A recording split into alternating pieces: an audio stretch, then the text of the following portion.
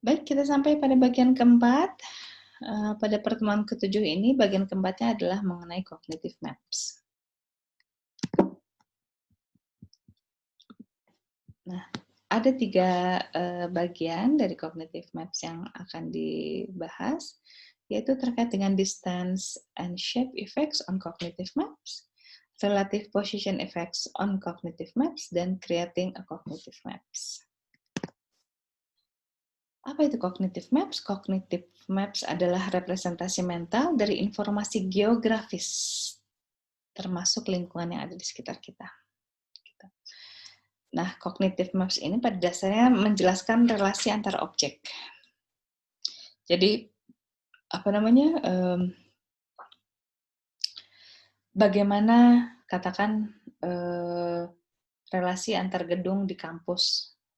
Anda kan sempat ke Jatinangor ya, jadi mudah-mudahan masih ingat nih, masih bisa membayangkan bagaimana relasi gedung 3 dengan gedung 2, di mana gedung 3 lebih tinggi daripada gedung 2, gitu ya.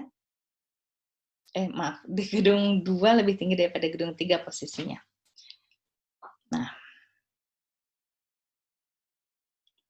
kemudian cognitive maps juga menjelaskan atau menggambarkan jarak, bentuk, dan posisi relatifnya yang direpresentasikan pada cognitive maps.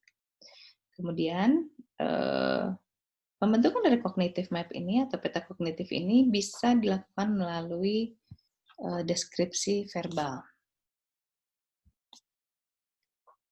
Gitu ya. Nah, peta kognitif ini dibuat biasanya dengan mengintegrasikan informasi yang telah didapatkan dari berbagai sudut pandang. Gitu. Jadi nggak hanya dari satu sudut pandang aja, tapi informasinya bisa dari mana-mana. Nah, kemudian kajian mengenai peta kognitif ini adalah bagian dari kajian kognisi spasial. Ada 3 aktivitas kognitif pada kognisi spasial, yaitu pertama, pemikiran mengenai peta kognitif itu sendiri. Kedua, bagaimana cara mengingat kita dalam menavigasi dunia. Dan kemudian melacak objek dalam baris spasial atau spatial array. Ya. Nah, topik ini sangat relevan untuk multidisiplin ilmu, baik arsitek, urban planner, geografer, antropolog, atau bahkan bisa juga cognitive maps ini dipergunakan oleh bidang entertainment ya, di bidang pembuatan video games, ataupun terutama juga pada air traffic controller ATC ya, atau yang mengatur lalu lintas udara, juga pada pilot dan co-pilot kemampuan cognitive maps ini sangat dibutuhkan, gitu ya. Nah, memang pada cognitive maps ini perbedaan kemampuan antar individu itu cukup besar gitu ya. Tapi pada dasarnya setiap individu dapat secara akurat menilai kemampuan kognisi spasialnya. Artinya gini, kalau Anda ngerasa, duh saya tuh bego banget kalau bikin baca peta, atau duh saya tuh suka nyasar aja. Nah, biasanya apa yang Anda rasakan itu sudah tepat gitu ya, bahwa biasanya individu bisa secara akurat menilai dirinya apakah dirinya memiliki kemampuan kognisi spasial yang cukup atau tidak, dan itu biasanya cukup tepat gitu ya. Nah, kemampuan kognisi spasial ini juga berkorelasi dengan kemampuan menyelesaikan tugas-tugas spasial seperti mental rotasi, gitu ya. Jadi kemampuan untuk bisa berpikir tentang ruang terkait dengan jarak dan sebagainya itu juga berkorelasi secara positif dengan rotasi mental, gitu ya, kemampuan rotasi mental. Nah, tapi walaupun terdapat perbedaan individual, jangan khawatir, sebenarnya keterampilan spasial ini bisa ditingkatkan, gitu ya, bisa dipelajari, gitu ya. Misalnya, kalau misalnya kita suka nyasar, kalau misalnya kita parkir mobil di satu tempat, atau kita sedang pergi ke satu tempat yang tidak pernah kita kunjungi, gitu ya. Dan kita khawatir kita akan kehilangan pintu gerbangnya, gitu. Nah, bisa dilatih dengan cara kita jalan maju, kemudian sering-seringlah menengok ke belakang gitu ya, menengok ke belakang melihat nanti berarti jalur pulang saya harus harus melewat atau dengan gambaran seperti ketika saya membalik badan tadi, gitu ya, membalik pandangannya, gitu. Jadi jalan sekian meter, mungkin lihat lagi, oh seperti itu. Pemandangan yang harus saya cari untuk mendapatkan gerbang pulang gitu ya. Walaupun kalau terlalu sering dilakukan mungkin seperti orang paranoid juga ya. Tapi itu membantu sebenarnya. Atau mengingat landmark yang dilewati sepanjang rute jalan. Misalnya, oh ketika saya mau pergi ke gedung atau katakan Anda sedang berkunjung ke satu tempat yang Anda nggak pernah sama sekali datang ke sana, Anda akan berusaha mencari landmark yang bisa Anda ingat. Katakan, oh di situ ada ada toko misalnya gitu. Oh di sebelah situ ada belokan ke kanan gitu. Itu yang landmark yang Anda bisa ingat untuk bisa meningkatkan kemampuan spasial kita, gitu ya. Karena dengan mengingat landmark tersebut, kita bisa memperkirakan, oh kalau gitu nanti setelah sekian lama akan ada jembatan. Setelah saya berjalan sekian lama akan bertemu dengan gedung tertentu, gitu ya. Nah itu dimaksudkan untuk melatih kemampuan spasial. Nah, kemampuan ini juga dikatakan sebagai survey knowledge, yaitu ada hubungan antara lokasi yang diperoleh melalui belajar secara langsung melalui peta atau dengan melakukan eksplorasi lingkungan secara berulang. Jadi kalau misalnya semakin semakin sering kita mempelajari peta, semakin sering kita mengeksplorasi lingkungan kita, maka knowledge kita semakin baik terhadap lingkungan tersebut. Itu yang dikatakan sebagai survey knowledge. Dan kemampuan survey knowledge ini akan memperbaiki kemampuan kita untuk bisa menguasai atau membentuk cognitive maps, gitu ya, atau peta kognitif yang ada dalam kepala kita. Jadi semakin selain dari keterampilan spasial yang bisa ditingkatkan gitu ya untuk membentuk cognitive maps tersebut, bisa juga melalui survey knowledge. Nah,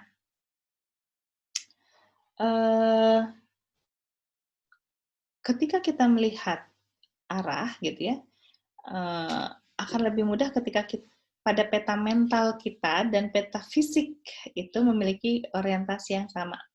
Jadi katakan kalau misalnya sedang melihat peta gitu ya, mungkin Anda sedang menggunakan apa itu namanya, Maps, Google Maps gitu ya, aplikasi-aplikasi Maps. Biasanya secara otomatis ketika kita berbelok ataupun berputar, peta itu akan juga menyesuaikan berputar sesuai dengan garis lurus yang kita akan lewati atau jalani. Mengapa? Karena hal itu disebabkan karena memang orang akan lebih mudah memahami peta ketika dia menghadapi atau memiliki orientasi yang sama dengan arah jalannya, gitu. Jadi peta mental kita juga akan terbentuk dan peta fisik berdasarkan peta fisiknya, gitu ya. Nah, kemudian peta kognitif juga merepresentasikan 3 atribut geografi, yaitu jarak, bentuk, dan posisi relatif. Dan sesuai dengan tema kedua dari psikologi kognitif, proses kognitif itu selalu akurat. Nah, jika salah, maka itu disebabkan karena adanya distorsi, dan biasanya distorsi pada cognitive maps ini disebabkan oleh adanya heuristik, gitu ya. Heuristik ini sebenarnya bagus karena membuat kita lebih efisien dalam berpikir, lebih efektif, gitu ya, sesuai dengan tema keempat bahwa kalau berpikir itu harus efektif dan sehingga bisa dilakukan dengan lebih cepat, sehingga dimanfaatkanlah heuristik-heuristik yang ada. Heuristik itu adalah cara berpikir yang secara singkat gitu ya, yang cara berpikir seperti menebak gitu ya, tapi itu berdasarkan pengalaman. Nah, kalau kita sudah punya itu, kok kita bisa salah membuat peta kognitifnya gitu ya? Ternyata karena ada distorsi. Karena heuristik itu harus berpikir dengan cepat dan otomatis, maka ada beberapa tahapan pemikiran yang diloncati atau dilewati.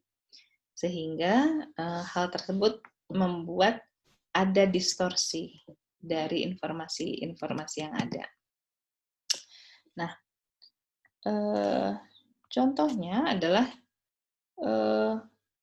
perkiraan jarak itu seringkali terdistorsi. Karena pertama, ada 3 hal yang bisa mendistorsi, yaitu jumlah intervening city atau kota yang ada di antara, kemudian keanggotaan kategori, artinya kategorinya tujuan-tujuan yang atau poin-poin dalam peta itu masuk dalam kategori apa, nanti akan dibahas. Dan ketiga adalah jika tujuannya adalah landmark, maka perkiraan jarak juga akan terdistorsi. Nah, apa itu intervening city? Yaitu jumlah kota di mana di antara jarak yang ada itu, yang ditempuh itu akan terpengaruh dengan apakah ada atau tidak ada tanda kutip gangguan berupa kota lain gitu ya. Nah, contohnya kalau saya nggak akan ngambil kota gitu ya, mudah-mudahan ini bisa punya contoh yang punya efek yang sama. Mudah-mudahan Anda pernah melewati jalan tol Cileunyi pada Larang. Pertanyaannya adalah, mana yang lebih jauh? Apakah jarak tol Cileunyi ke tol Buah Batu atau dari tol Buah Batu ke tol Pasir Koja? Nah, mengapa ini ditanyakan? Ini silakan dijawab dalam hati aja ya. Jarak tol Cileunyi ke tol Buah Batu itu 14 km. Sedangkan dari tol Buah Batu ke tol Pasir Koja itu 10 km. Tapi jarak tol Cileunyi ke tol Buah Batu dengan tol Buah Batu ke tol Pasir Koja mungkin akan terasa lebih jauh, atau kalau secara hitung kilometer mungkin lebih jauh Buah Batu ke tol Pasir Koja, atau setidak-tidaknya sama lah mereka, gitu ya. Padahal jaraknya lebih panjang yang tol Cileunyi ke tol Buah Batu. Mengapa? Karena di tol Cileunyi dan tol Buah Batu itu tidak ada pintu-pintu tol yang lain. Sehingga biasanya kalau misalnya tidak ada pintu tol, itu menandakan bahwa seharusnya itu jaraknya tidak terlalu jauh gitu ya. Sedangkan kalau misalnya ada pintu tol yang mengantarai, itu berarti jaraknya mungkin jadi lebih jauh gitu ya. Sehingga itu yang dikatakan, pintu tol ini bisa dikatakan sebagai intervening city. Semakin banyak intervening city-nya, maka semakin jauh dirasakan. Karena kok kalau jarak antar pintu tol itu kan harus ada jaraknya gitu ya. Tapi ini ada beberapa pintu tol sekaligus dilewati. Berarti jaraknya cukup jauh, padahal tidak. Gitu. Nah, kemudian di sini terkait dengan distance shape effect, terkait dengan kategori membership. Nah, di sini dikatakan bahwa orang itu cenderung untuk mengubah perkiraan jarak menjadi lebih dekat ketika yang dituju itu atau 2 poin ini merupakan atau berada pada kategori yang sama. Namun, perubahan perkiraan ini tidak terjadi pada lokasi yang termasuk pada kategori yang berbeda. Nah, kalau di sini kategorinya, contohnya adalah kalau misalnya balai kota dengan kantor polisi kayaknya jauh lebih dekat daripada balai kota dengan golf, driving range golf gitu ya. Karena driving range golf itu nggak berada pada satu kategori dengan gedung pemerintahan seperti balai kota dan kantor polisi gitu ya. Nah, sekarang saya uji lagi nih, mudah-mudahan Anda masih kangen dengan Jatinangor ya. Mana yang lebih jauh? Jarak antara gedung Dekanat Fakultas Geologi, ingat-ingat lagi ya, gedung Dekanat Fakultas Geologi, ke gedung Dekanat Fakultas MIPA. Ingat-ingat, gedung Dekanat Fakultas MIPA yang mana? Oke. Bandingkan jarak tersebut dibandingkan dengan jarak gedung Dekanat MIPA dengan Kekandaga Perpustakaan. Mana yang lebih jauh menurut Anda? Gitu ya. Kalau kita lihat denah Unpadnya, buat yang kangen silahkan dilihat lagi. Gedung Dekanat Fakultas MIPA ini berada di sini. Ya, ini gedung Dekanat Fakultas MIPA. Ini kampus Ternyata nih, nomor 11, Fakultas Psikologi. Ini gedung Dekanat MIPA ya. Sedangkan, saya kasih pen aja. Saya kasih pen, warna pennya apa ya? Ini aja, kertas merah. Nah, ini adalah gedung Dekanat MIPA, gitu ya. Jarak gedung Dekanat MIPA ke gedung Dekanat Geologi, ini adalah gedung Dekanat Geologi. Kok Geologi? Betul, Geologi. Sedangkan ini adalah Kandaga. Bisa dilihat jaraknya lebih dekat yang mana? Oke. Nah, kalau mungkin ada yang mengatakan jaraknya mungkin benar gitu ya.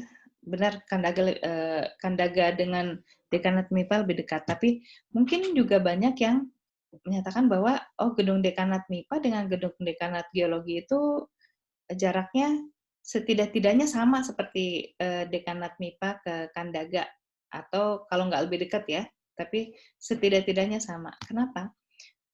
Kenapa bisa seperti itu? Karena gedung Dekanat Geologi dan gedung Dekanat MIPA itu punya kategori yang sama dibandingkan dengan Kandaga yang merupakan perpustakaan, gitu ya. Ini yang dikatakan bahwa jarak itu terpengaruh juga dari masuk ke anggotaan mana nih poin yang akan dituju, gitu ya. Nah, kemudian landmark, dengan adanya efek landmark itu, maka terdapat kecenderungan untuk berpikir bahwa jarak waktu tempuhnya akan lebih cepat atau lebih pendek untuk menuju landmark tersebut daripada menuju ke yang non landmark, gitu ya. Nah, karena peta kognisi itu dapat merepresentasikan bentuk, ini udah yang lain. Jadi efek landmark ini adalah kecenderungan untuk berpikir. Jadi kalau saya udah ke landmark, katakan gini, buat saya gitu ya, pergi ke Jatos dari Fakultas Psikologi itu lebih dekat daripada ke belokan Cikuda. Kenapa? Karena buat saya Jatos itu lebih jelas landmarknya daripada belokan Cikuda, gitu ya. Itu kenapa? Karena efek landmark ini juga mengapa perjalanan pulang lebih cepat daripada perjalanan pergi. Karena ketika perjalanan pergi ke satu tempat yang kita tidak pernah, kita belum memiliki landmark-landmarknya. Tapi ketika kita pulang, kita sudah tahu landmarknya apa, sehingga ketika kita melihat, ini udah landmark yang itu, yang tadi sudah dilewati juga, ini sudah ada yang lain. Dan itu menyebabkan kita cenderung untuk berpikir bahwa jaraknya itu semakin dekat, atau waktu tempuhnya juga semakin cepat, gitu ya. Itu penipuan yang dilakukan oleh kognisi kita. Nah, peta kognisi ini juga bisa merepresentasikan bentuk. Nah, bukti dari bentuk ini bisa dilihat dari sudut atau angle dan juga lengkungan. Nah, coba sekarang pikirkan, berapa derajat sih belokan jalan sayang? Gitu ya, kalau dari, kan itu jalan satu arah, kalau belok ke jalan sayang itu berapa derajat ya kira-kira? Karena kan bentuknya nggak pasti 90 derajat, tapi lebih kecil. Nah, apakah 30 derajat, 40 derajat, 60 derajat, 80 derajat gitu ya. Kita biasanya akan menduga derajat belokan itu lebih dekat ke arah 90 derajat daripada lebih kecil atau jauh perkiraannya dari 90 derajat. Karena, ini yang dikatakan sebagai 90 degrees angle heuristic, yaitu heuristik yang dikatakan bahwa sudut dari jalan itu lebih dekat ke 90 derajat daripada ke derajat yang lain atau sudut yang lain, yang lebih kecil atau lebih besar. Jadi walaupun lebih besar, lebih kecil, tapi biasanya akan lebih mendekat ke arah 90 derajat Itu yang dikatakan sebagai 90 degree angle heuristic. Nah, kemudian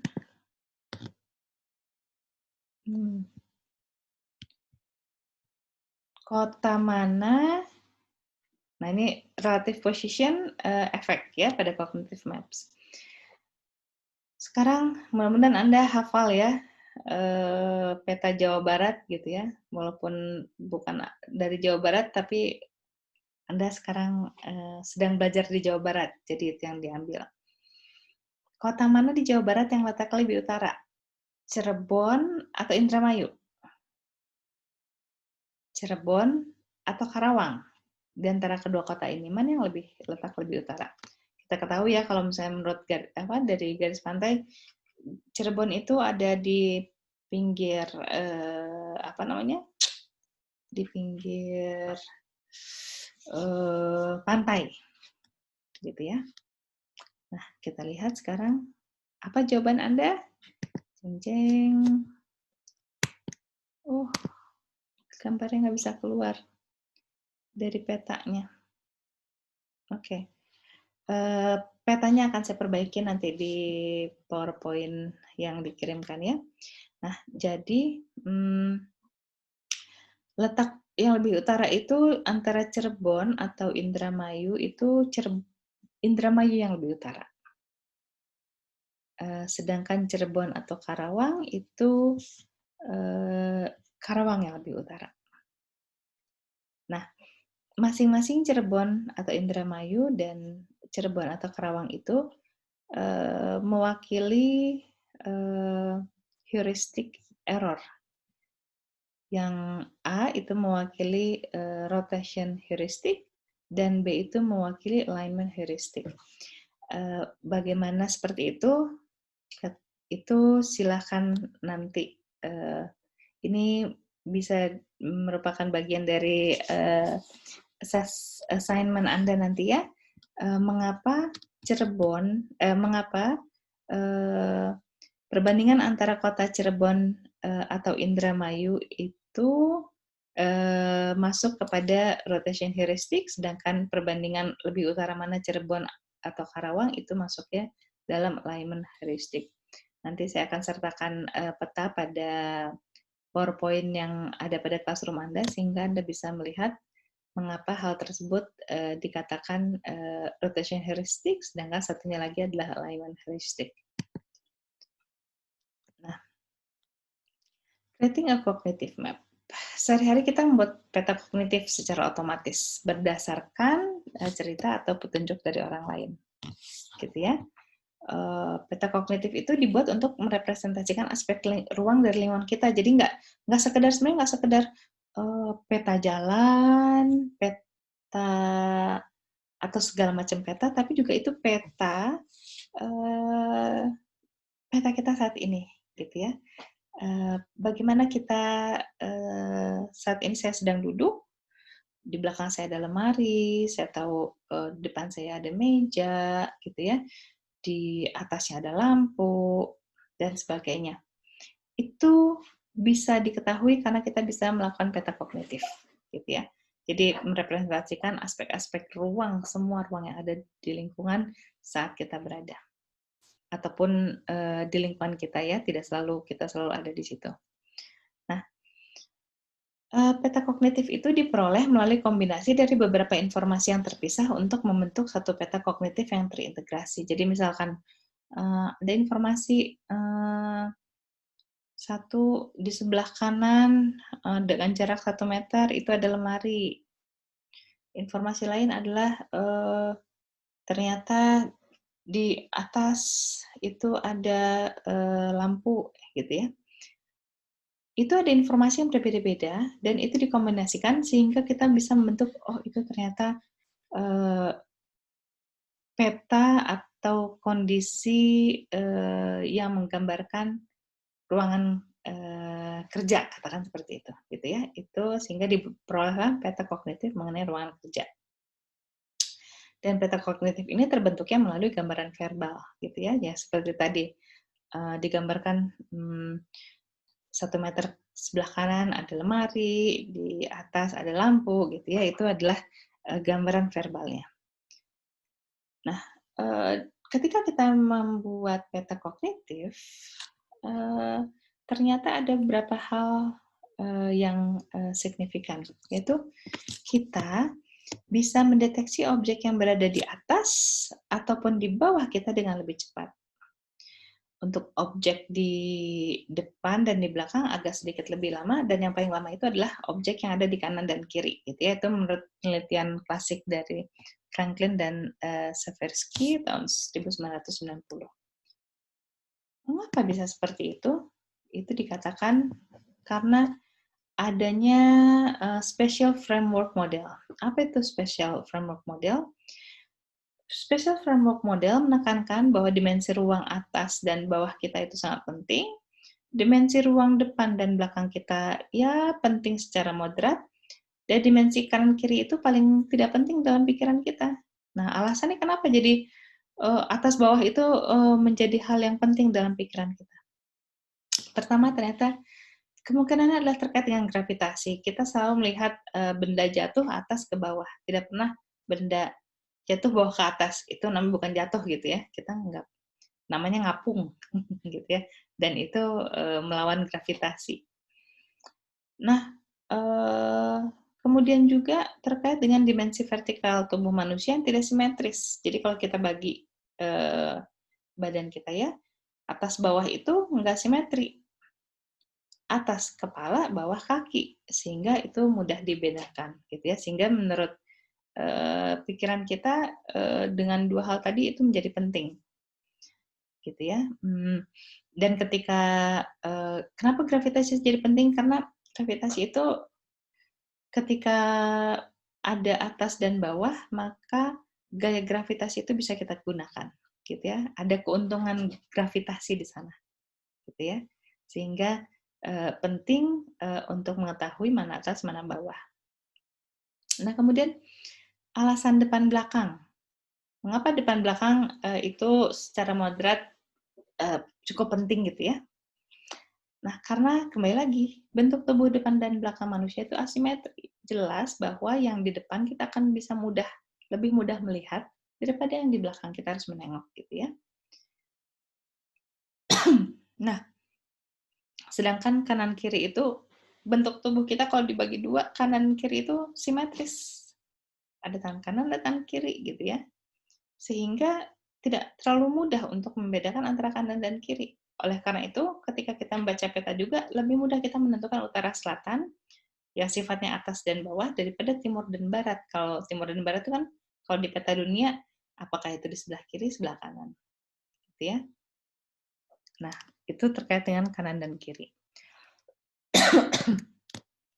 Nah, selain dari special framework model, cara kita membuat cognitive map juga bisa menggunakan situated cognition approach, yaitu kita menggunakan informasi yang membantu pada lingkungan terdekat atau situasi, gitu ya. Jadi informasi apa aja yang ada? Oh, di situ ada orang berjalan. Oh, di situ ada apa namanya? Toko. Ya, sering kali toko yang jadi ini ya, landmark ya. Nah, kemudian pengetahuan itu juga tergantung pada konteks yang ada di sekitar kita. Gitu. Nah, Tversky pada tahun 2009 mengatakan bahwa special thinking itu penting buat manusia karena terkait dengan arah untuk survive. Jadi kalau misalnya kita tahu depan belakang, kanan depan belakang, atas bawah, buat kita mudah. Kalau dulu mungkin untuk berburu gitu ya. Tapi kalau sekarang kita untuk menentukan arah, bahwa kalau kita mau pulang, kita harus lewat mana nih? Kalau kita mau mencari barang kita harus kemana? Kalau kita mau mencari makan, mencari warung terdekat gitu ya, kita harus pergi lurus ke depan, atau belok kanan, belok kiri, atau ke arah utara, ke arah atas, ke arah bawah gitu ya. Arah itu menjadi penting buat manusia. Dan bukti pentingnya special thinking ini dibuktikan dengan penggunaan frasa untuk menggambarkan arah pada situasi di luar peta. Dan ini tapi biasanya memang di bahasa Inggris ya, kayak misalnya I'm feeling down gitu ya, saya merasa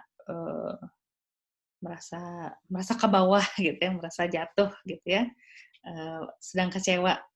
Kalau di bahasa Indonesia kita gunakan juga nggak ya frasa-frasa itu ya? Saya sedang merasa senang, tapi nggak dibilang tinggi ya. I'm high gitu ya. Kan kalau misalnya sedang melayang, sedang itu dibilang sedang high. Mungkin ini memang lebih pada bahasa Inggris kali ya. Mungkin nanti kita bisa diskusikan di bahasa Indonesia ada juga nggak ya? Saya sekarang tidak terpikirkan soal bentuknya, bahasanya. Oke, baik. Kelihatannya itu adalah yang terakhir. Terima kasih. Ada video lain, jadi mungkin saya sedikit lupa untuk menyampaikan di awal bahwa kenapa sih mental imagery ini penting? Aplikasi terbanyak dari mental imagery ini sebenarnya ada di bidang olahraga untuk latihan. Karena ternyata dengan membayangkan, melakukan suatu gerakan atau melatih satu gerakan itu bisa memudahkan atau membuat orang jauh lebih terampil daripada yang tidak membayangkan. Jadi kalau dia awalnya membayangkan, kemudian setelah itu dia latihan fisiknya, tetap harus latihan fisiknya ya, karena nama juga olahraga. Nah, tapi percepatan kemampuannya akan jauh lebih baik ketika ada mental imagery yang dipertahankan dalam kepalanya. Baik, rasanya sekian. Terima kasih. Kita bertemu nanti di ruang kelas. Akan ada assignment, self-assessment, dan kalau kita sempat nanti kita akan ada kuisnya ya. Baik, selamat belajar.